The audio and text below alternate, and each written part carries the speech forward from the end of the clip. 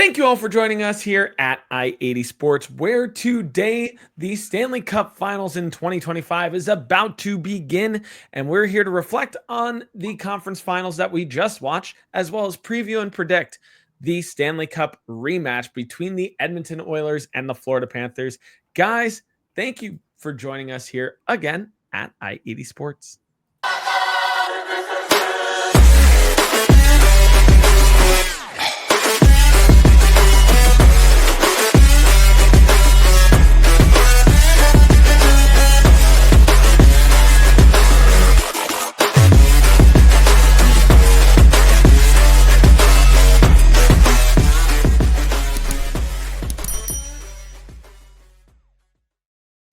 Thank you all for joining us here at I-80 Sports. Make sure that you subscribe down below, youtube.com/NHL on I-80 Sports. And join the conversation down below. Who do you think wins this rematch between the Edmonton Oilers and Florida Panthers? Join the conversation down below. Hit the like button if you like our content and hit the bell notification so that way you guys know when our content goes live. Away we go. It's time for the Stanley Cup Finals. I'm Brian. He's Tom. Tom, how are you doing today? Doing well, and here we are. It is the Stanley Cup Finals yet again. We did our episode last year where I said it was better than the prior years, which was Vegas and Florida. I can't really say it's better this time because we have, for the first time since 2009, we have a repeat matchup in the Stanley Cup Finals.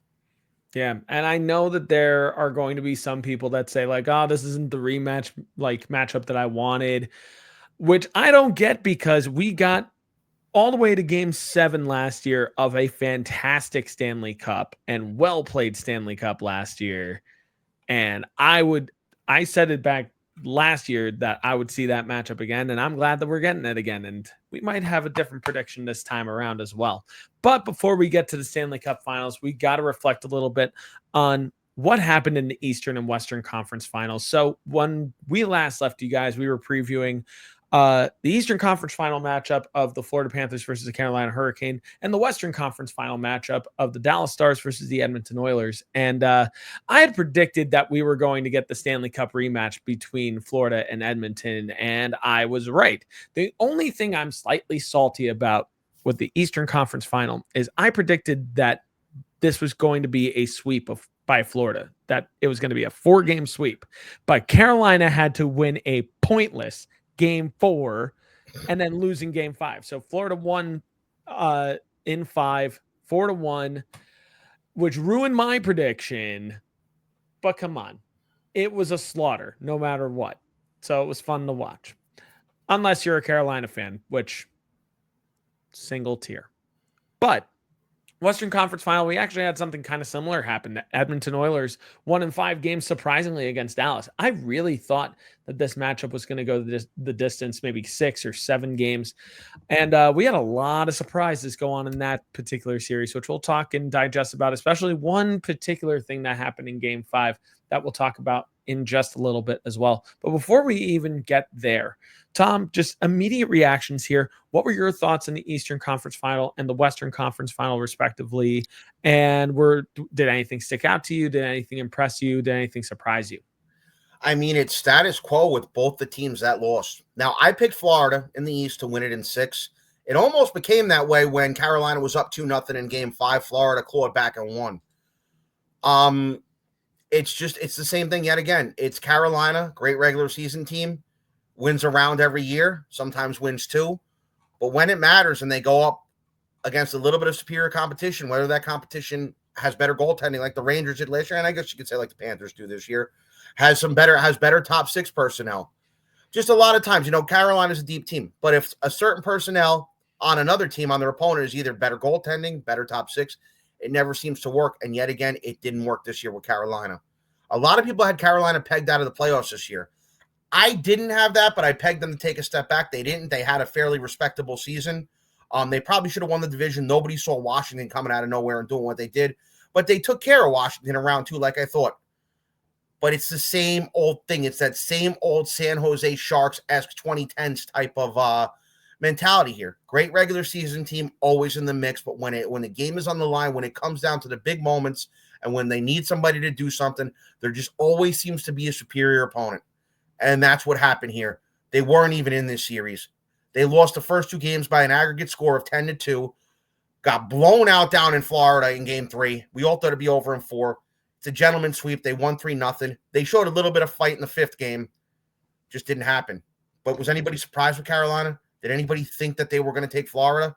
I thought they might make it interesting and take it 6 games, but that's about it. They're not built to skate with Florida.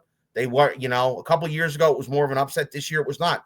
Just like last year, they weren't built to skate with the Rangers. They were favored against the Rangers. They couldn't get anything done against them either because the Rangers, in certain areas, not in the depth, but in certain other areas, just had better personnel. And it was the same thing here with Florida. Yeah, to piggyback a little bit on that real quick with Carolina, you had essentially from both sides of the puck, players just not showing up. You had the goaltending that really didn't show up when it was really needed. Freddie Anderson really did not have that great of a round against Edmonton, and Kochetkov trying to pull the relief on him had an even worse time. He ended the playoffs this year, talking about Pierre Kochetkov, with an .855 save percentage and a 3.6 goals against. Now, Freddie still had a decent end to his playoff in terms of record, .907 save percentage, 2.02 goals against.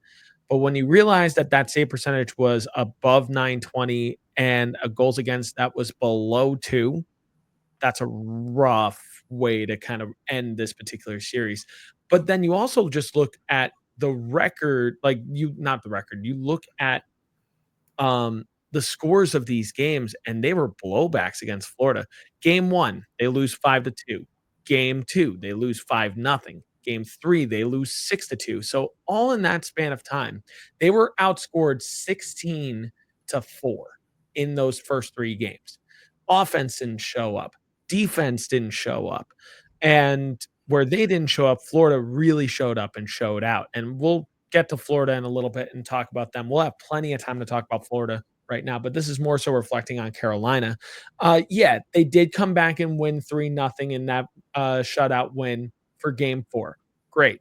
But then what looked to be maybe a lapse in judgment from Florida, maybe that they were starting to look human a little bit. They go down early 2-0 in game 5, and they roared back to win 5-3 and move on to the Stanley Cup final. So overall, the Florida Panthers outscored the Carolina Hurricanes 21-10 in this series. Florida completely undressed them, flat out. If you're Carolina, I don't think there are any drastic changes that you need to make to this roster overall. I think they ultimately shot themselves in the foot a little bit by making the Mikko Rantanen trade earlier on this year. He didn't want to be there, though. That was the other problem. He didn't want to be. Well, that was the thing. Just to make that trade to begin with. I mean, you could also blame fault on Colorado for trading Rantanen so early as well, when he ends up getting the contract that Colorado would have ended up signing him for later on, that Dallas gave them. But with Carolina, you get another full year with Logan Stankoven and really kind of, build his identity in Carolina, establish him in the top 6 next year. And I think that's going to be really interesting to watch for Carolina. I think that is a fun little upgrade, little being the operative term because of Logan Stankoven's size, of course. But he's a lot of fun to watch. And I think there's a lot of bite in his play, along with the bite that Andrei Svechnikov has in his play. I think Carolina does not take a full step back next year. I think we are still going to see a competitive Carolina team. And I mean, does it mean, I'm going to ask you off the cuff here, Tom, does it mean that Rod Brind'Amour has a bit of a shorter leash now? I don't think so. I think Brind'Amour is there until he doesn't want to be anymore, or until they really crash and burn. The thing with them is it's kind of a status quo there now. I bring up the old San Jose Sharks teams. Yeah. I bring up, I would say your New Jersey Devil teams between 95 and 2000, but they were no stranger to firing coaches if they had to fire them. But this one's broken. Give me another one. That's what. But you know what? I don't think so. I think he's there for as long as he needs to be. If they really, really, really crash and burn next year and miss the playoffs, and I'm not talking about miss the playoffs as like a 9 seed, but miss the playoffs and they're well out of the race, That's a maybe. But right now, there's no reason to think anything will change there. And that can be good because they're a consistent team in the playoffs every year, win around every year. It also can be bad because for the last few years, people had them pegged as a Stanley Cup contender. Now people are just kind of starting to say that they're just another 90s version of the St. Louis Blues or another 2010s version of the San Jose Sharks. A team that's going to get there every year, but is not going to get the job done. And that's what you're starting to see now. And I initially, 3 and 4 years ago, thought that team would at least get to a finals or maybe even win a cup. I look at them now. Yeah, they're shooing for first or second in the Metro for now. But I don't see that team taking the ultimate leap and winning the Stanley Cup, especially after the Rantanen fiasco, and especially after the reports that had come out this year saying that their facilities are some of the worst in the league. Yeah. They're great, not elite, which can be a death sentence for a lot of teams. Teams that I think about over the last number of years that were good, not great, or great, not elite. Minnesota over the last number of years have always been that team that guaranteed to get into the playoffs, guaranteed to be near the top of the Central, but never a guarantee that they were going to be anything special. San Jose from the mid 2010s always is in that conversation. Nashville from the mid 2010s as well was always in that conversation once they got PK Subban. But I worry that Carolina is currently in that kind of middle ground, but they have star power on their team that's locked up right now that puts them always in contention at the moment, with the likes of Sebastian Aho on the team, Andrei Svechnikov, Jacob Slavin, even, who is an unsung hero on this team and probably one of the more underrated defensemen in the NHL right now. Definitely the best defensive NHL player in the game right now.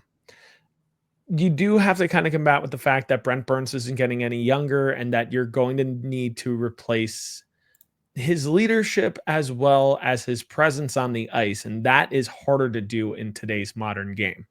But that's a bridge you cross once you get there. For Carolina, you wanted to see more in the Eastern Conference Final against Florida, but unfortunately, going up against a juggernaut right now, like the Florida Panthers, who have gone to the Stanley Cup Final for the last 3 years, was always going to be a tough thing to do. It was always going to be a tough task, and the Goliath to try to get over with them playing the role of David. So always difficult. They couldn't truly play the role of David this time and overcome Goliath, but there's always next year. Looking at the Western Conference Final real quick, and I know it's probably not next year because there are other teams in the Metro that I think honestly could end up usurping Carolina, especially in the tri-state area with New Jersey and New York. And I think both teams are going to be gunning to get better. And I know that you have your thoughts about the New York Rangers, especially with Mike Sullivan as head coach now, and especially with the moves that they can make in the offseason. Well, I don't have any thoughts right now at all. All I know is that Sullivan's the coach, but the roster is still flawed. There's still a lot of work to be done. I'm not going to get into that. We can talk about that another day. But yeah, it's funny you bring it up. We're talking about comparisons with that last series. It almost reminded me of, if you go back to 2014, you had the Sharks and the Ducks finished ahead of the Kings, but the Kings were that heavy team, just needed to get in the playoffs and go on a run. And that's exactly what this was. This was a 2014 LA Kings versus Anaheim Ducks special, or 2014 LA Kings versus San Jose Sharks. The difference is those series both went 7 games. This was a little bit easier, but that's kind of what it reminds me of in a weird way. Yeah. So moving on to the Western Conference Final, that saw the Dallas Stars lose to the Edmonton Oilers in 5 games. It's time that we address the elephant in the room, or should I say the otter in the room.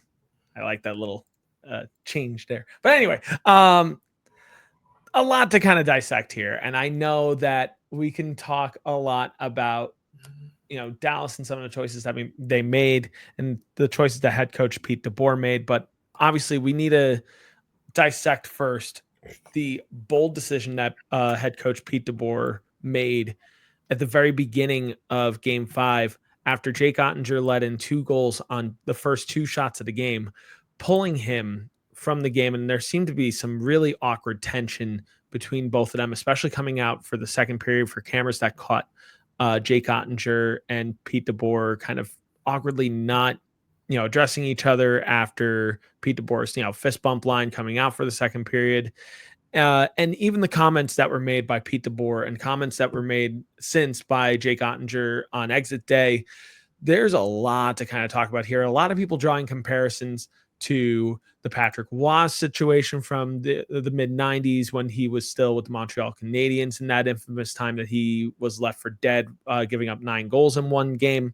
And then other comparisons of Pete DeBoer very recently being the head coach of the Vegas Golden Knights, when a lot of people felt that that he left Marc-Andre Fleury out for dead as well, and also depicting that very famous painting that his agent had tweeted out of Marc-Andre Fleury with the sword going through him with DeBoer's name on the sword. But Tom, I'll turn it to you first on your thoughts of this. Is this much to do about nothing, or is there something much deeper and worse about to go down for the Dallas Stars? I don't know if it's going to be something much deeper or worse, but I do think it will lead to a coach firing. I think, we mentioned DeBoer's previous mistakes in Vegas. And here we are right now. This team is too stacked to be. This team just signed Mikko Rantanen. Ottinger is their goalie. He's their guy. He's still young. You have talent there like Rupe Hintz and Jason Robertson and Wyatt Johnson. You have all of these guys. You have your talent back on D. This is literally going to be a coaching change because of this. This team was favored to win this series and did not. I'd say it was mostly because of player personnel, but when you have that depth, you should be able, when you have the depth that Dallas does versus the depth that Edmonton did, you have Mikko Rantanen putting on a superstar game-breaking effort in the first 2 rounds, and you just go out there and get utterly embarrassed like this. What do? I think it's a coaching change. I do. I think that Pete DeBoer is out of there. Who may replace him? I don't know. I hear Peter Laviolette's looking for a job. Maybe he will. I hear Gerard Gallant's looking for a job, although I think he's blacklisted throughout the entire league at this point. DeBoer lost himself a job here. They're not going to make the same mistakes that the Montreal Canadiens made back in 1995 with trading Patrick Waugh away, because he went up against a coach and an owner. They've invested entirely too much into this team. They gave, like I said before, they gave Rantanen a lot of money. So I think that you will see DeBoer getting the axe this summer at some point. I don't see this working. On top of which, DeBoer did himself no favors in that press conference after saying, well, he's 0 whatever against Edmonton in his last couple starts, basically saying, oh, it's on him. It's his fault that I take him out because he can't play against this team. That's just not something you say. You should have just said, I'm the coach. I owned up to it. It's my decision. No. Instead, he trashes his starting goalie who got him there and is one of the best goalies in the league. And most likely, potentially the favorite at the moment to be the starting goaltender for Team USA in the Olympics in Italy. Well, now I don't know that either, because you want to know what? As bad as what DeBoer did and as bad as what he said, he also didn't have a good series before this. No. So now if you're Mike Sullivan, New York Rangers coach Mike Sullivan, Team USA coach Mike Sullivan. We get it. You got to look. You got a lot to think of here.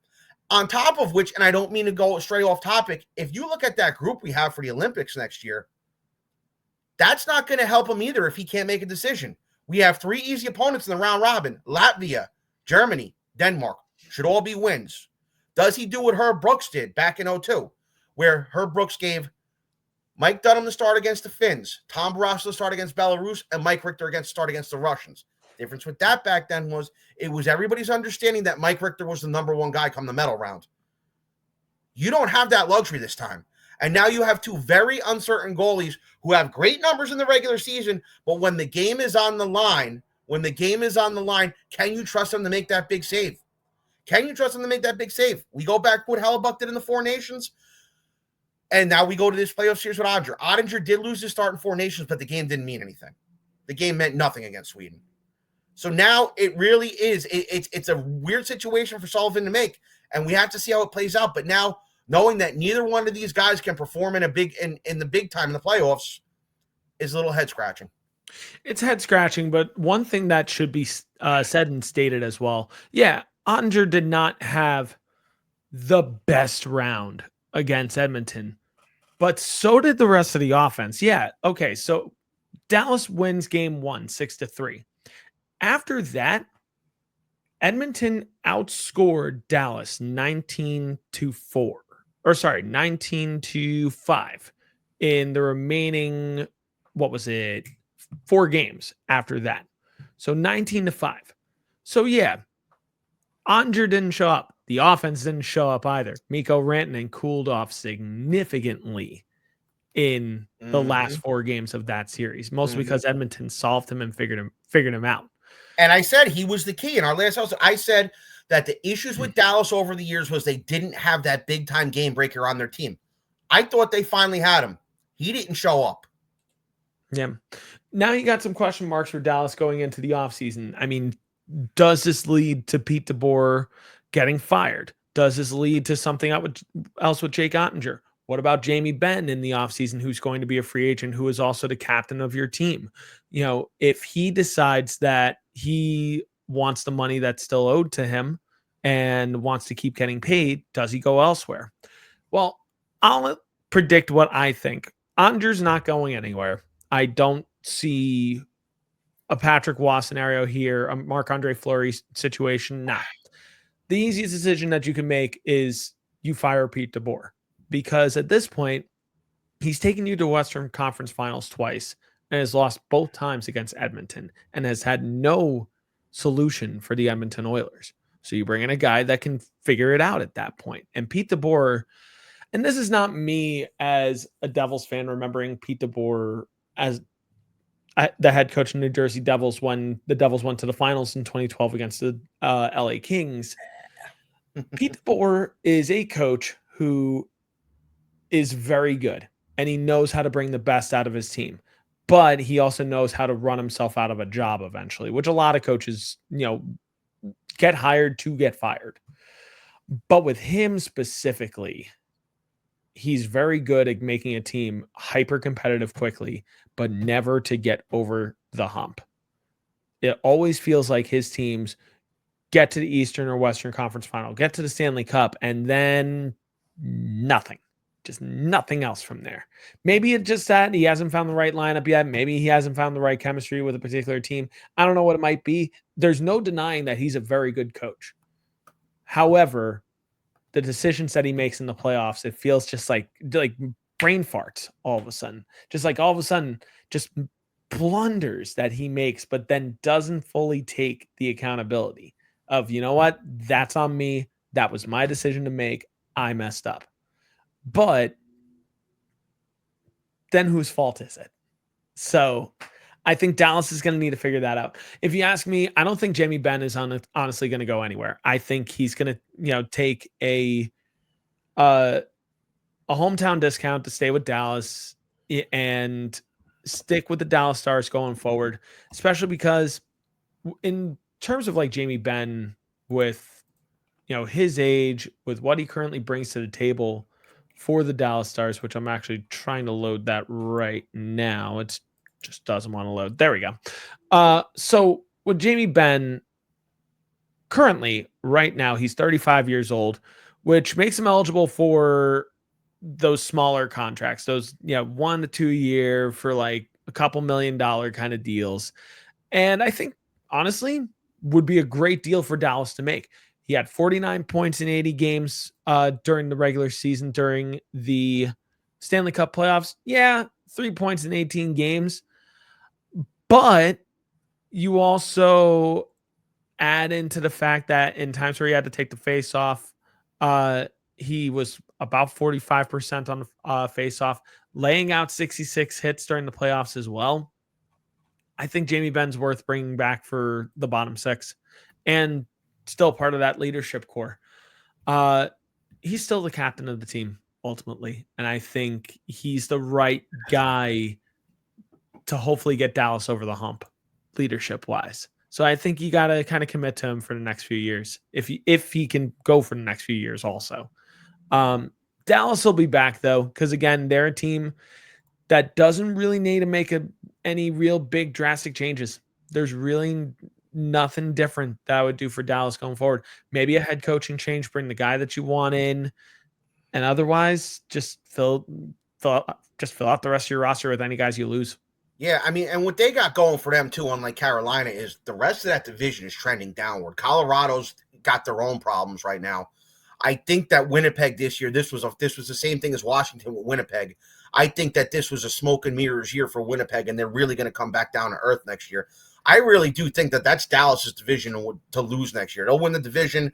They'll probably get themselves right back in the conference finals next year. It's just a matter of who they're staring down at the other end next year. Will it be Edmonton again? You know, Vegas is looking like they're going to have to start figuring some stuff out for their bottom six and their depth. LA is going to spend money in the summer, so LA might be a legit contender next year as well.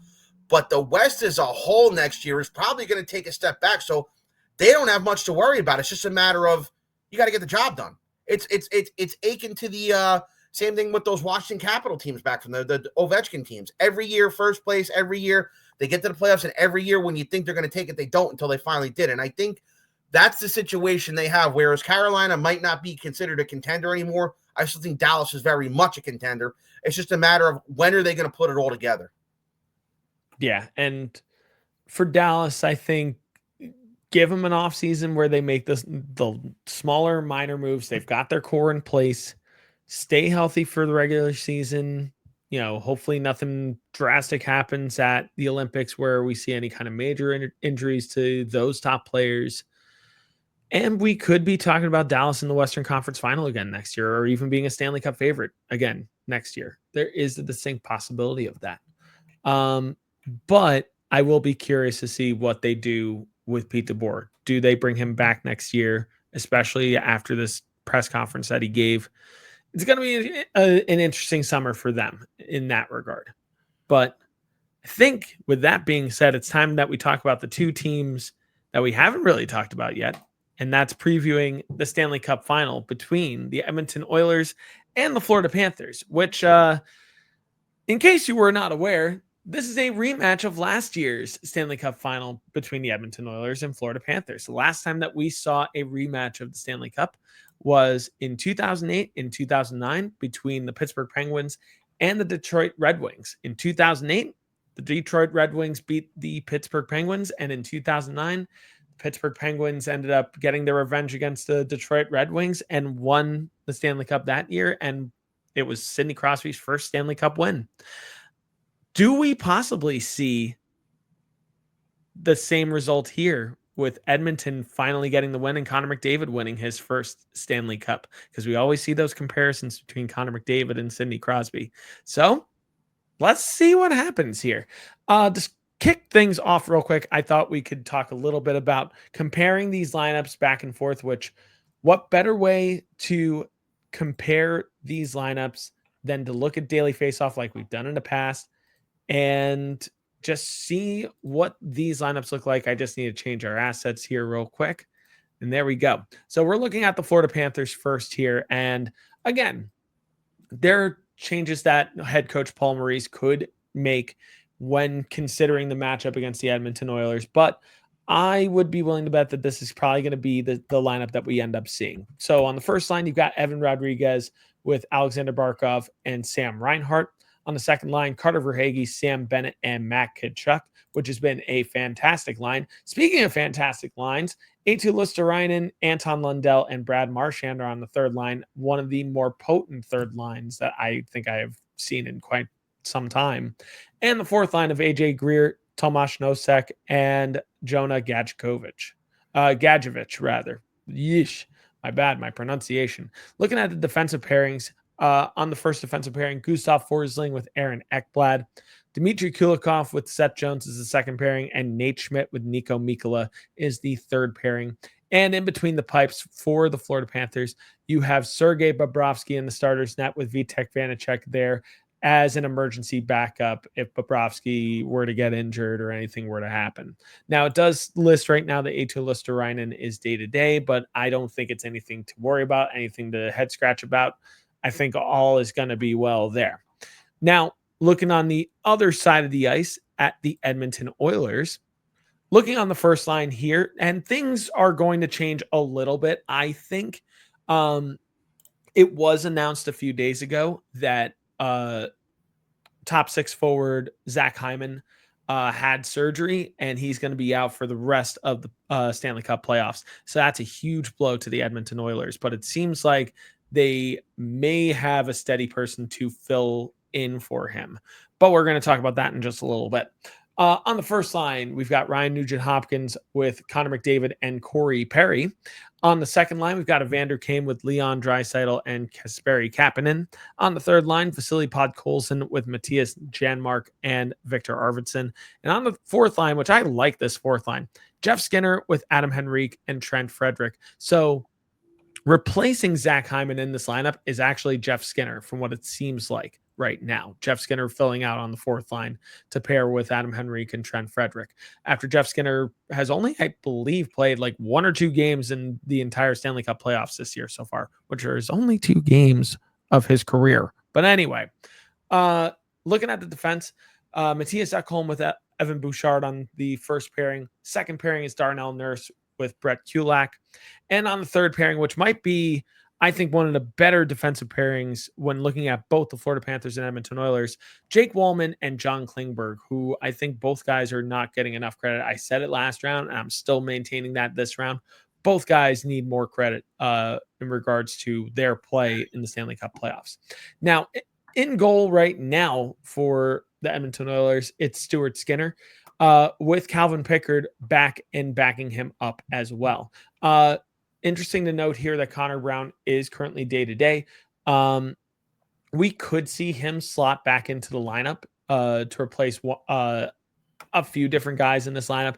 I could see him replacing Jeff Skinner if they needed to. But as of right now, this is what the lines are. I could also see at some point maybe even Calvin Pickard getting a game over Stuart Skinner if Skinner is on a short leash. But that is what the lineups currently look like for the Edmonton Oilers and for the Florida Panthers. So let's compare the lineups here first, Tom. Who do you think has the stronger lineup overall?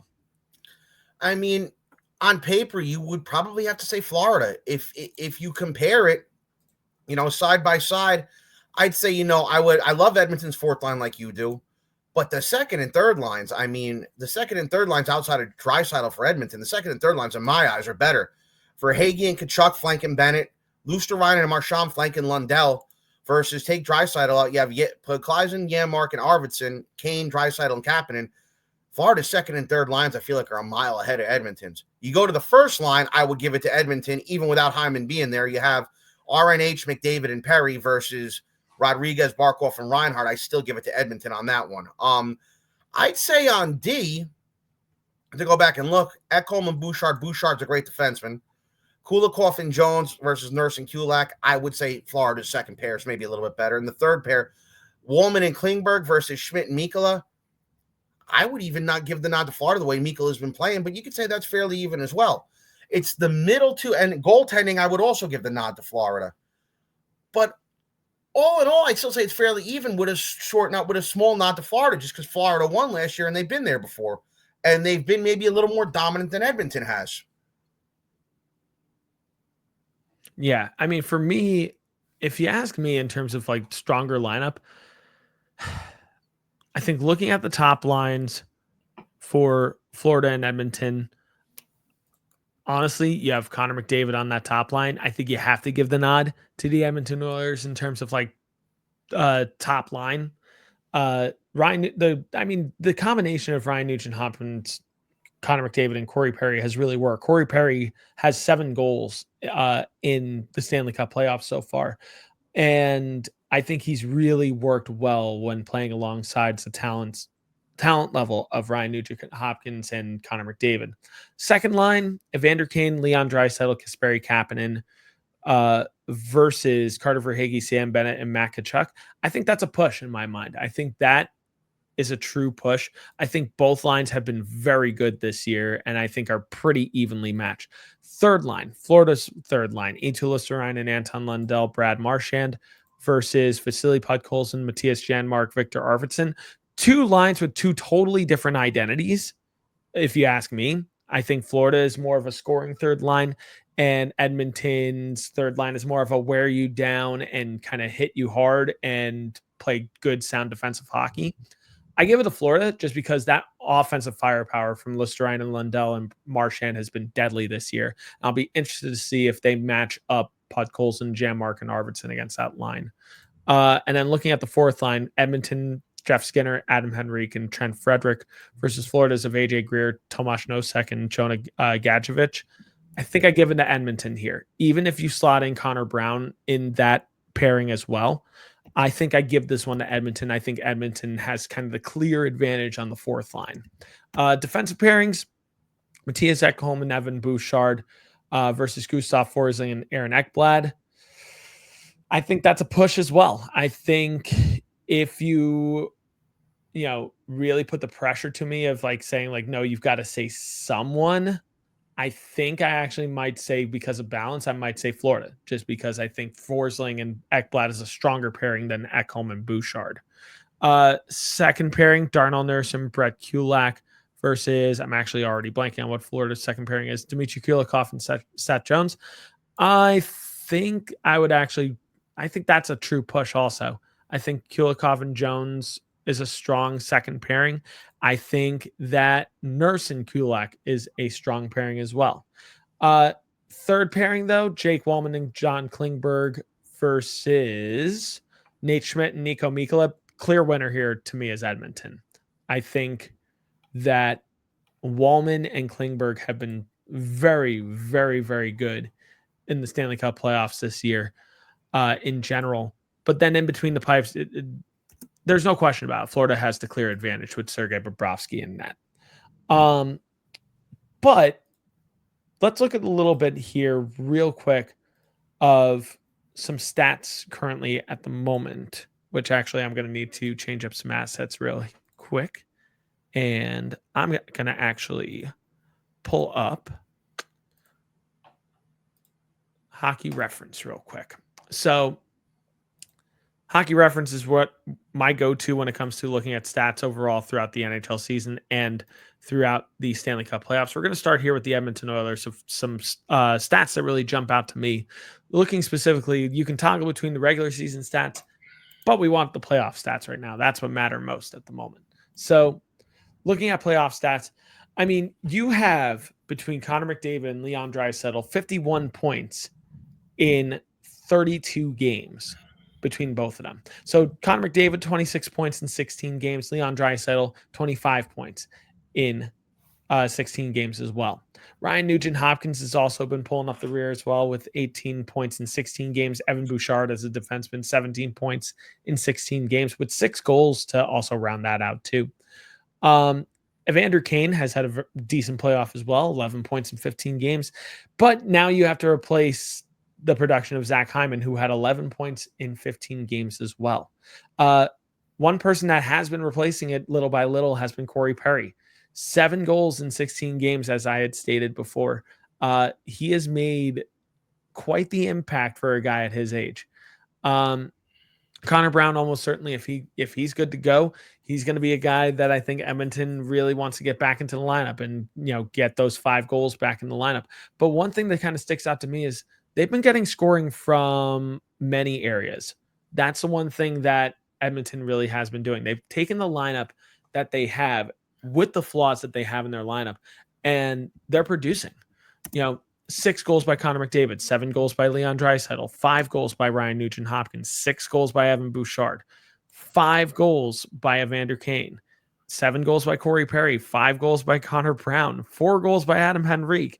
The list goes on here. They're getting the scoring that they need.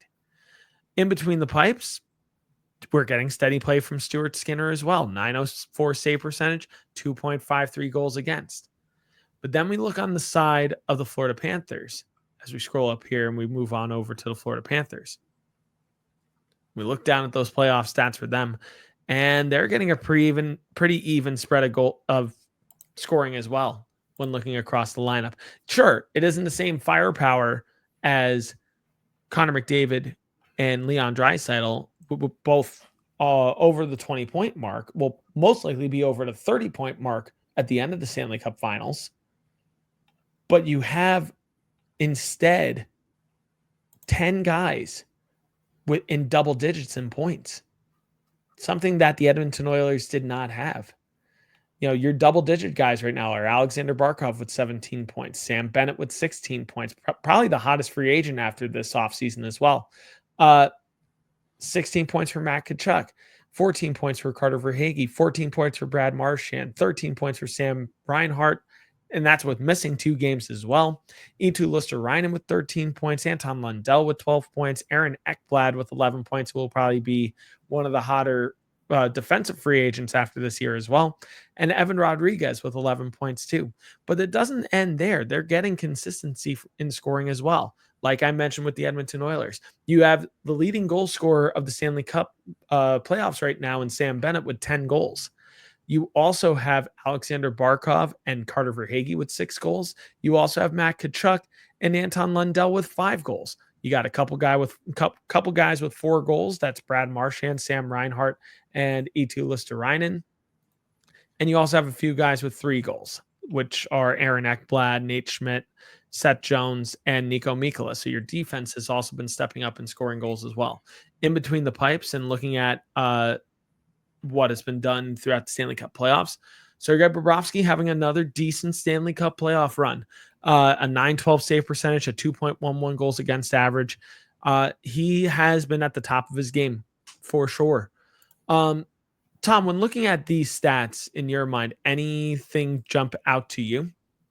Well, it's funny they talk about the depth that Edmonton has, but I mean, it's crazy when you look down at Florida stats. If you go, 1 to 10, it feels like you go 1 to 10 with Florida. There's more contributors, despite McDavid and Draisaitl having 26 and 25 points, which is nowhere near what anything that Florida has.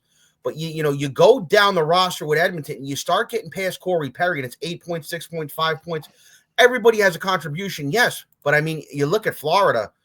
It's a little more together. 17 points, 16 points, 16 points, 14 points, 13 points, 12 points, 11 points, 11 points. Now, on paper, yes, it looks a little bit better. But what did I say last year about this too? About when they lined up against Dallas in the conference finals in 2024, Edmonton, I said, Dallas's scoring is more spread out. They're going to beat them. They're going to beat them. And, well, who was eating their words? Me. Edmonton was very top heavy with less scoring on their depth. Dallas had more depth scoring, and Edmonton beat them in 6. So on paper, you would say Florida should have the advantage here, but the fact is that this was disproven just last year in the Western Conference Finals with Dallas and Edmonton, and I guess you could maybe even say it was disproven this year as well. But the difference with this year is we knew what happened last year. So McDavid and Draisaitl are always going to be far and ahead, and maybe that's where you make up. Maybe that's where you can make the depth up a little bit. Whereas everybody on Florida is close in points. Say you were to spread. You had 18 and 17 points as Nugent Hopkins and Bouchard. And you go over to Florida, 17 and 16 is Barkov and Bennett. Well, okay, 18 and 17, and now you have 26 and 25. So McDavid is 26. That's 8 more points. Draisaitl is 25. That's 7 more points. If you spread that out, in reality, maybe that could even it out. I'm not going to do a complex math problem right now. So on paper, yes, it's Florida, but it's the same thing. You have these 2 amazing hockey players up top for Edmonton and McDavid and Draisaitl. Draisaitl is healthy this time around, as is McDavid, and they can carry a lot of the load for you. Beyond that, just kind of comparing last year's stats as well, because it's like in a matchup like this, it's so unique where you have a rematch that you can kind of look back at like last year's stats and really kind of point of comparison. One consistency for Florida from last year's team to this year's team is you had double-digit scoring from 9 guys last year, almost 10 if you count Vladimir Tarasenko with 9 points in that time period. But they had double-digit points last year from a lot of the same guys. Barkov with 22 points, Tkachuk with 22 points, Verhaeghe with 21 points, Lundell with 17 points, Sam Reinhart had 16, Evan Rodriguez had 15, Sam Bennett had 14, Gustav Forsling had 13, and Brandon Montour had 11. Now playing for the Seattle Kraken. But where we compare the Florida Panthers in that regard, we also see growth on the other side for the Edmonton Oilers. Last year, sure, Edmonton had firepower, but it didn't quite carry them over the hump. Last year, they had double-digit scoring from Connor McDavid, who ended up being the Conn Smythe Trophy winner with 42 points in 25 games. Evan Bouchard had 32 points. Leon Draisaitl had 31. Ryan Nugent-Hopkins had 22. Zach Hyman had 22. But after those 5 guys, you had a massive fall off. Matthias Ekholm, 10 points. That's a 12-point fall off from the previous guy. Warren Fogle had 8 points. Janmark, 8 points. Evander Kane, 8 points. Kulak, 8 points. Henrique, 7 points. So you had a case of a lot of guys just not showing up when it counted. This year, however, you have more consistency in scoring with the Edmonton Oilers this year. This is a much hungrier team this year. When you look and compare the scoring, they have 7 guys this year in double digits. Corey Perry really showing up this year with 10 points. Evander Kane showing up again with 11 points in 15 games as well. I think for Edmonton, the way that they're now spreading the puck a little bit has me thinking that Edmonton has started to really learn their lesson from last year in being so top heavy and now being able to really spread the wealth and not being so one dimensional, keeping Connor McDavid and Leon Draisaitl away from each other on lines and playing better hockey. I mean, Tom, would you agree in that regard? Yeah, I would. And like I said, the mistake all those years with Edmonton was that they were always putting those two together when things got rough.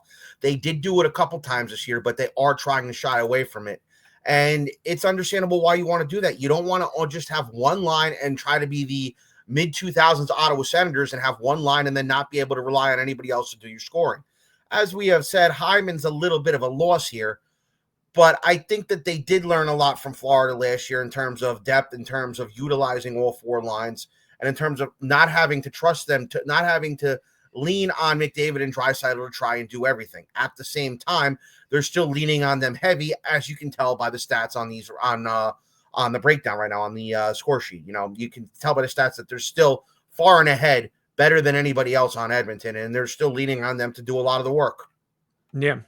Now, looking on both sides of the coins in terms of like every team has injuries towards the end of the Stanley Cup, and that's why the Stanley Cup hangover ends up happening. With Florida, it really hasn't happened this year because there really hasn't been any kind of like detrimental injuries. Sure, you have some guys that are nursing some injuries. You have Eetu Saarinen nursing an injury.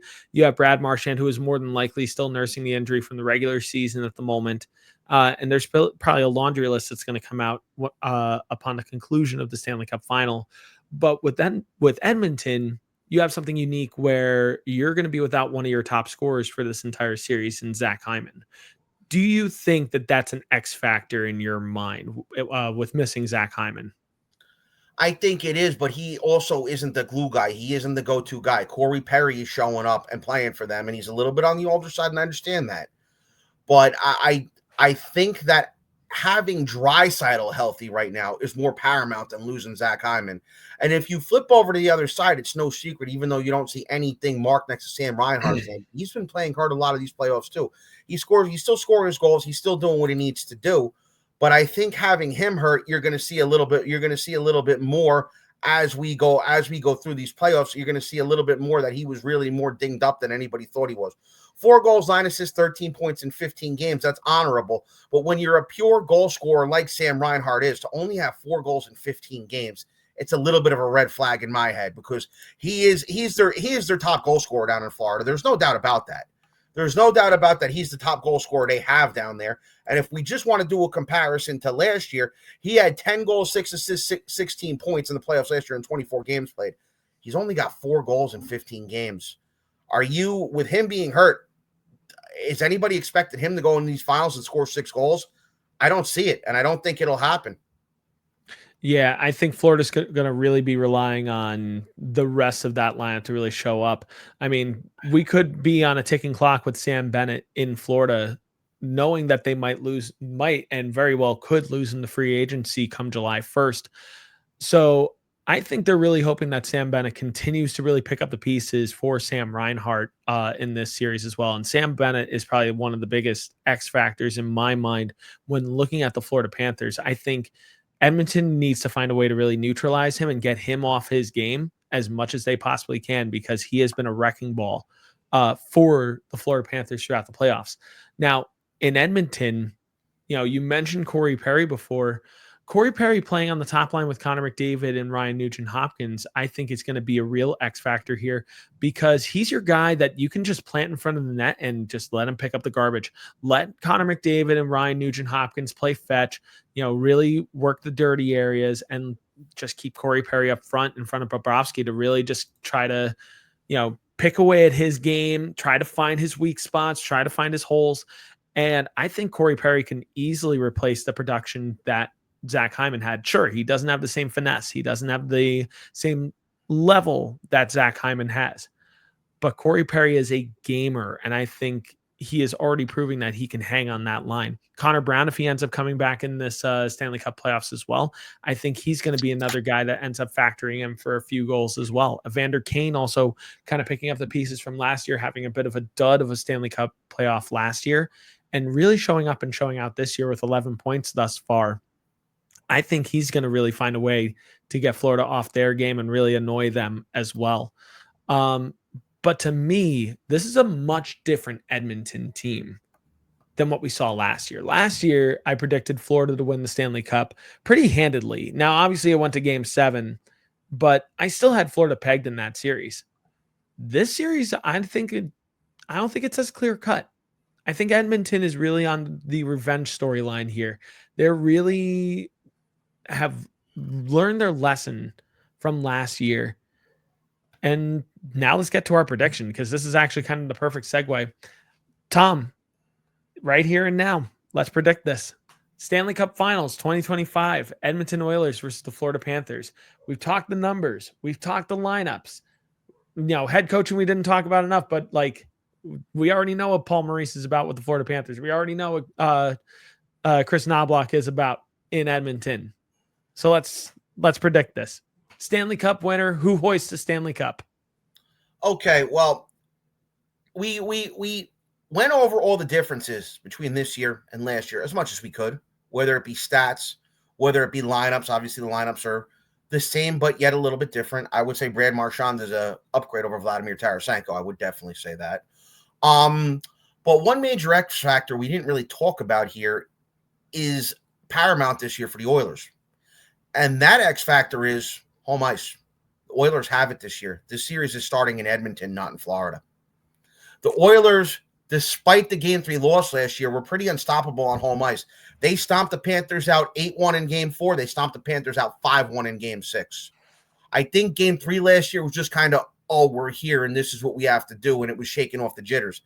Jitters aren't going to be there this year. The home ice is there for the Oilers. Game 7 is there for the Oilers if it gets to this year, and Game 7 will be on Edmonton's ice. Game 1 and 2 are in Edmonton this year. Game 5, if it's a clincher or a 2-2 and a potential to go ahead in the series, is in Edmonton. They have the home ice advantage going for them.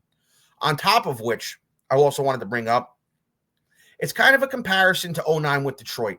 Detroit had all these players, maybe a little bit deeper. You knew the names on Detroit. Datsuk, Zetterberg, Hossa, Franzen, Holmstrom, still had Draper and Maltby, Lidstrom in the back. The difference with that Detroit team was this. A lot of them were hurt, especially Lidstrom and Datsuk. Now, while I'm not saying Sam Reinhart is the key cog here for the Panthers, because I don't think he is, that they're crawling with a lot more injuries this year than they were last year. On top of doing this 3 years in a row, at what point does the mileage start showing on these guys? So with that in mind, on top of with Edmonton having the home ice, there's one other factor too, and that factor is number 97 on Edmonton, Connor McDavid. Every great in every sport has had to overcome it to win for the first time. We want to talk about our sport. Gretzky had to go through those dynastic Islanders who were kind of at the end of their rope too. Crosby had to go through those great Red Wings teams that I just previously mentioned. You even want to go through basketball. Michael Jordan, his first championship, he had to go through the LA Lakers with Magic Johnson in that Showtime era team. Turn it over to football. Brady had to go through the St. Louis Rams, who had won 2 years prior. They weren't a dynasty, but they won 2 years prior. I guess the difference with Jordan and them is that they didn't get there. Gretzky got there, lost his first time out. Crosby got there, lost his first time out. McDavid got there, lost his first time out. Here's the difference. Neither one of them guys won a Conn Smythe their first time out. Both were fairly quiet in those series, and it was kind of, okay, it's a learning experience. McDavid won the Smythe last year. The Oilers were one goal away from tying it, 2 goals away from winning the Stanley Cup in Game 7 last year. Neither one of those guys even got to Game 7 their first year. The Oilers got swept, like I said. and the Pens lost in 6 to the Red Wings. That series should have been over in 5, but that's a story for another day. So with that being said, I respect the Panthers, defending champions. I don't know if I respect them that much. They took my parade away last year. That's besides the point. But let's just cut right to it now. I went through all the comparables. Obviously, on paper, Florida's deeper. The goaltending's better. The D is kind of 50-50. Up top, obviously, your 2 top players on Edmonton are better than your 2 top players on Florida. But like I said, the 2 main X factors are McDavid's hungry for a championship, number 1. And number 2, unlike previous years, Draisaitl is healthy now. Previous years, when the Oilers would go deep, he would not be healthy. He's healthy now. So that being said, series is not going to be short. It's not going to be short. Edmonton has the home ice, which they need to use to their advantage. Edmonton also needs to go into Florida and try to win a road game, which they were able to do last year in Game 5 when everybody had them written off.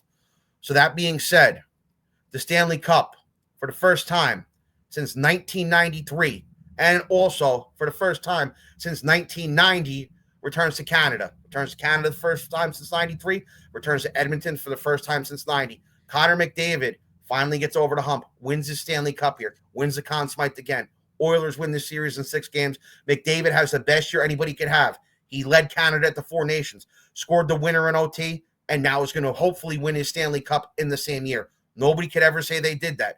Gretzky, when he won his first, they played the Canada Cup that summer. Nobody ever did it in reverse order. Crosby's golden goal came after Pittsburgh won. So now McDavid has his golden goal, and now he's going for the ultimate prize, and I think he finally gets it, and he can cement himself in that Mount Rushmore with the names like Gretzky and Lemieux and Bobby Orr and Gordie Howe and John Beliveau or Maurice Richard, and we can go on and on and on.